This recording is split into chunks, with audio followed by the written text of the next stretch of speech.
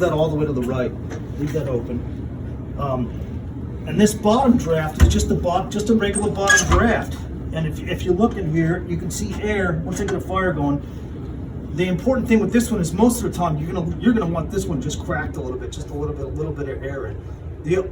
It's dangerous to leave this open all the way if you have a hot fire going and logs in there, because that back pipe back there can get too hot, because that'll make it act like a blast furnace. It'll let in too much air. The only time it's okay to have the bottom draft open all the way this way is if you have a warmer day and you got a big bed of coals in you and you want to burn them down. If you don't have any wood in there and you just have coals, you can open that up, because it's not going to get super hot. It's just going to kick the coals up more. When you want to burn the coals out and get rid of them. Exactly, if it's a warm just day. to knock them down.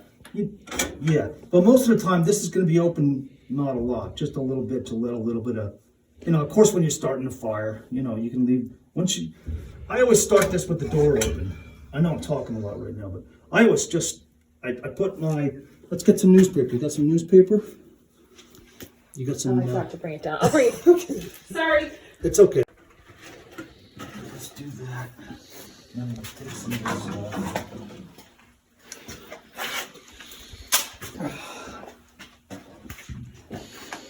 And a little hatchet doesn't hurt. Oh, I got that upstairs too. Oh, good.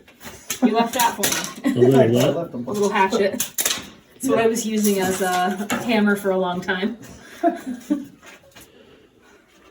Oops. We managed to change the locks with that hatchet. I don't want to know. That was our only tool that we used. Yeah,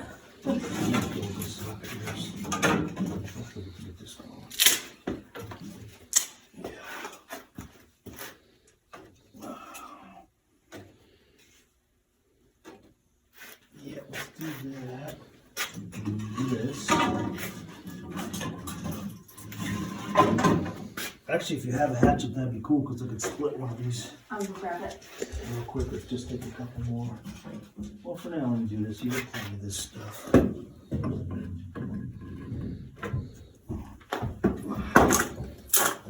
do this. This is a great rig wood, though, once it gets going. And of course, you need an ash bucket. Every once in a while, you take the ashes out. And what I did is I'd stick it out in the yard and wait till they get all the way cool, for a day or so, and then I throw them once I know they're all cool, I throw them in an old trash can, and wait till I get a bunch of them and bag them up and put them out with my trash or take them to the dump or whatever. So you just leave the whole bucket out there till it's cold? Till it's cold, yeah. Yep. Just put it out in the yard away from the house. I don't need this part. Yeah, this is the smaller one, but that might not work. Is this a wood splitter? It is, but it's jammed. It's jammed. I can't seem to get it to work. It was, I had it working pretty cool. It actually worked. I used to use it too. So I would use that instead of the hatchet? Yeah, you can use it to split these. You're going to have all kinds of this stuff for a while. No, really? But, and I save my wood scraps too in the garage, so I can bring you bags and buckets of wood scraps to use. Okay. I'll let that just go for a minute. Okay. See, once that gets going, then I can turn this auxiliary blower on for a minute, because I have the thermostat on. Yeah, here's another switch for that auxiliary blower. That way it just keeps smoke from blowing back in your face. I'm just not going to do that quick, because I want this to take. So it's like a draft blower, just pushes more air through. Yeah, it just takes it and pushes it. It also keeps it from blowing back in your face if there's a downdraft. But you don't always have to. You don't have to run it 24/7. That's up to you. You can. The only thing is that the wood temp goes down below the thermostat and you're sleeping, and that blower's on, then you're just wasting electricity. You know what I mean? The oil will kick in eventually once it hits that oil thermostat. But so what I always do, the big thing is you always keep that oil thermostat, a few degrees lower than what the wood thermostat is at. But if you're not using the blower, you don't really need to use the wood thermostat is what I'm saying. You don't always Yeah. have to use it. Because the fire, you'll feel it, you'll figure it out. Yeah. You'll figure it out. It's a much more simple process than I thought it was going Yeah, to be. the big thing is the draft controls. This one, when you're burning wood, when you want to start it off, you want it all the way to the right, and you don't want to shut it down too much. And this bottom one, most of the time, you're going to leave it mostly closed and just have a little bit of air coming in. But see, look how that's burning already. You know what I mean? We Oh, have- wow, we that's have a great. fire going. So that's that. Out of curiosity, how often do you need to feed the fire? That all depends on how cold it is outside and how warm you want to keep the house. I can tell you, you can keep in the cold stretch. You can keep the house warmer on the wood and cheaper than you can on the oil by far. Especially right now, you're going to save a lot of money by burning some wood on the colder stretches. So that's good if you're home for a couple weeks right now, actually, Yeah. because we're getting into a cold stretch. We're going to be anyway. After this next storm, it's supposed to plummet for. See, that's already going good. I don't even have this blower on, and that's already going good. And what, I usually just sit down here, and in the morning I'll sip my coffee while I just make sure this is going well, which it is. It's going pretty good already. And then I shut the door. Oh, also, I don't know if that's gonna be hot. You can tighten this up. That's just a metal wrench tightener thing. Yep. Just to snug that up, that's handle up. And I do that, there you go. And that's all set. And if you look at this, you can actually see the holes down here. Yeah. So you don't want to, like I said, the only time you want to do it all the way open is when you're burning down coals and there's no wood in it, just coals. But right now, just because the fire's starting, you can leave it halfway or whatever. And then once you are building that bed of coals and it's really putting out some heat, you don't want to leave this open very much. You just want to leave it cracked just a little bit, because that just lets a little bit of air in the bottom. You know what I mean? And same thing, once you get a good hot bed of coals, you can turn this top draft down a little bit to slow it down a little bit if it's getting too warm in the house. You just don't want to shut this one down too much though, because if you shut this one down too much, you start also creating more creosote. I in the promise system. there's never going to be a time when I'm going to think it's too hot in the house. I You'd can be guarantee surprised. that's not going to happen. Yeah. So when the oil, So right now, I can leave that, because I have the auxiliary burner on, we can leave that, you know what I mean? That doesn't even need to be open that much. So I can keep an eye on it all night until I go to bed. I'll go to bed. Yeah, you and can go to then- bed, you can load it up. I can tell you, you're never supposed to put, here, let me turn this off just first. I'll leave it going for a second. But you're never supposed to pile the wood higher than the fire brick. See this? This is your fire brick. Okay, That's just metal there, but you're never supposed to pile the wood itself higher than the fire brick, that's all. that's But really once important you to know. once you get a good hot bed of coals in here, the only time I would stuff it is before you're going to bed. Unless it's like 20 below, or you get that 10 below stretch. and see how the logs are crisscrossed there, so there's plenty of air around them. Yeah. It's a good sized firebox. One of the things I liked about this furnace for all the years I had the first one was it's a good sized firebox. But some people have really small wood stoves and they got to split their wood really small. Yeah. And don't get me wrong, that can be efficient too. But So the oil boiler, when the thermostat calls for heat, the oil boiler turns on and blows heat through the house, right? it's a forced hot air. Yeah, it's a forced So, hot air system. is there a the blower is on this side So will that kick on? when the fire dies down? As long as you have. No, but I mean, does the forced air work with the heat from the fire too? Yes. Oh yeah, of course. So it does. what kicks that blower on? It's a what they call a plenum. I don't know exactly how it works, but they call it a plenum. And once it gets hot enough, once enough heat builds up in the plenum, it kicks the blower on. It'll turn the blower on, push the heat Push around the the heat house. around the house. Okay. Yeah. Both the oil and the wood will kick into the blower, the big blowers. But when it's on the wood side, Yeah. the thermostat doesn't really control that forced air blower. I don't believe so. It's just the That heat down thermostat- here. Really, that thermostat, as far as I know, that's just attached to this blower here, this Okay. auxiliary blower. I'll Like I said, get I some don't. clarification when I have it serviced. Yeah. I didn't always run this. I ran it on and off. If it's windy outside, sometimes it's nice to run this at least when you're starting your fire, because you don't get, if you get a downdraft coming to the chimney, it can blow smoke back into your face while you're trying to get a fire going. So that's a good time to run it. Or if it's really cold out and it's that 10-degree morning and you want to get the house warmer quicker. You know, what I always used to do too is I'd get out and I'm gonna need to go get more I'd wood. get up and come down and check the draft, see what it's like, and if the fire's really dead, see how many coals I had left. And if if the coals are really dead and you know it's going to take a little while to get the fire going, I'd just go upstairs.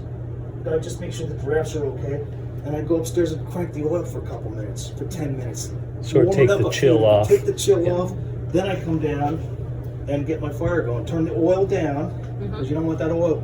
You don't want the oil burner going. Yeah, at the same It's time. okay if the blower's going and it's just hot air left over, but you don't want that oil burner going while you're building a fire because it stinks, and you'll open the door and you get some oil fumes. That's all. Well, once the oil burner's down, you just turn your oil thermostat down. Then you come down here and restart the fire. You know. And like I said, this is the big thing is the draft control. That one you want, well, at least when you're starting your fire, you want it all the way to the right. I don't shut it down too much. Most of the time, you know, once you get out, see that already kicked in the blower. That fire's already kicked in the blower. So it's working. And obviously, I'll stack up the what I've got and bring in a couple more loads to get me through. Well, I wasn't sure how much I would need, so. Well, So for the thing instance, is, we got a storm coming, and it depends on when you want to go out and clear the snow. Well, I don't clear the snow. That's the. Oh, okay. so how long would that wheelbarrow last? That could last you for a while because it's not that cold out. A day? No, I don't know, but it depends. Again, it depends on how warm you want to keep it. You know what I mean? So I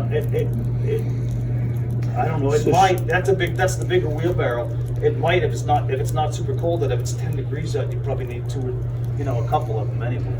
Yeah. So it's Well, hard. it's really supposed hard to for get me to. super cold. So in at some at places. least one wheelbarrow a day Yeah. you plan on. I used to use the smaller wheelbarrow that was here, the red one, and sometimes I'd bring in 5. Right there. Oh, there it is. I'd bring in 5 of those, and just dump it, and you know, just kind of stack it right in between here. That's all. You know, Yeah, especially if you know you that's- have a big snowstorm coming. That way you don't have to stress about, I gotta go out and get more wood. And Well, clear that's off what a I'm foot of thinking I'm snow. gonna do once you guys leave. Is I'll Yeah. stack this up. I'll go bring in a couple Bring more a things couple of more wood, loads, you know? and It's not that'll too be bad. my evening project. Yeah. And then sometime when you're bored, you can sit down here and break up the lath into short pieces for kindling. Yeah, add it to my ever-increasing to-do list. Like an old trash can or tote, you can just sit down here and have Have it all ready to full go. of broken stuff.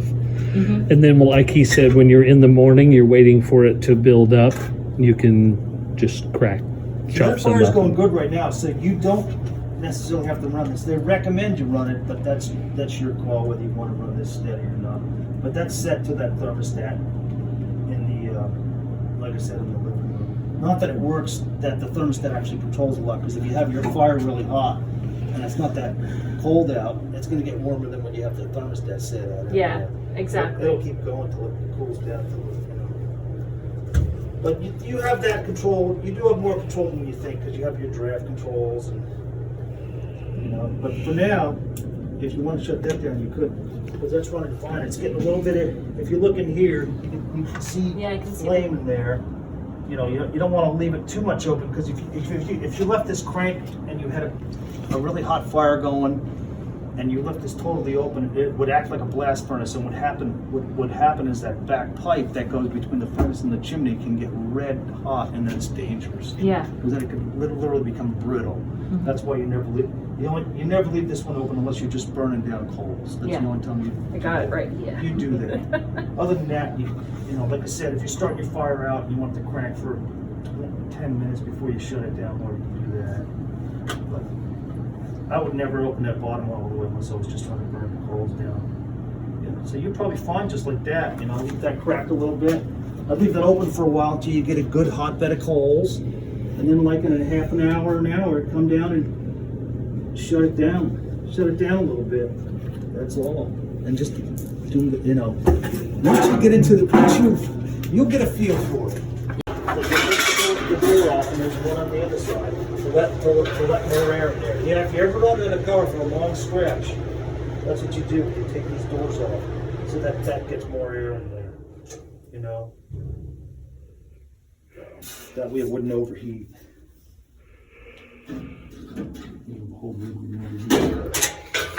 Yeah, that's your blower right there. This is a good, this company's out of Nova Scotia.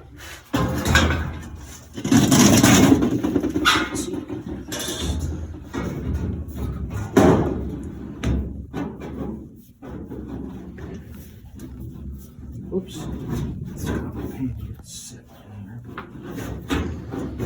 There you go.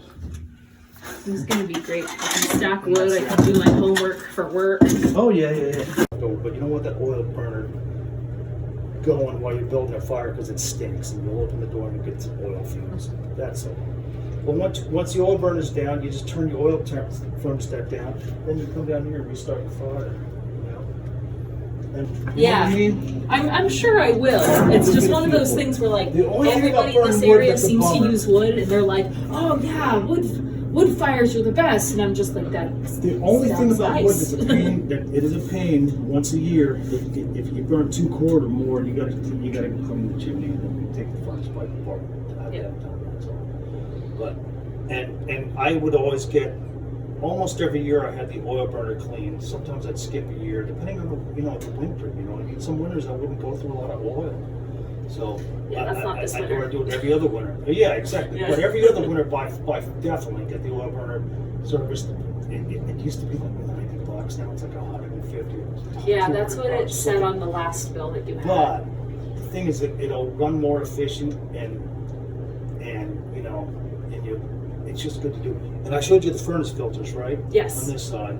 Yeah. They say, some people say you do them every month or something. I do it 2 or 3 times. I do it like 3 times during the winter. And you can always take them outside and shake them out too, and just replace them. So, but I'd just be careful that the blower isn't going when you go to reach up there and grab. Yes, you did tell me about That's that. just for safety, because there are belts under there. Always. Yeah. So you're pretty much going to be running the wood until spring, unless we get some really warm patch, right? Probably, yeah. Okay. I'll Especially the next 3 weeks you're at home. Oh, I know we have couple of 0-degree nights coming. yeah. And, after the Well, weekend. or we something have like this. We have the storm tonight. that. Yeah.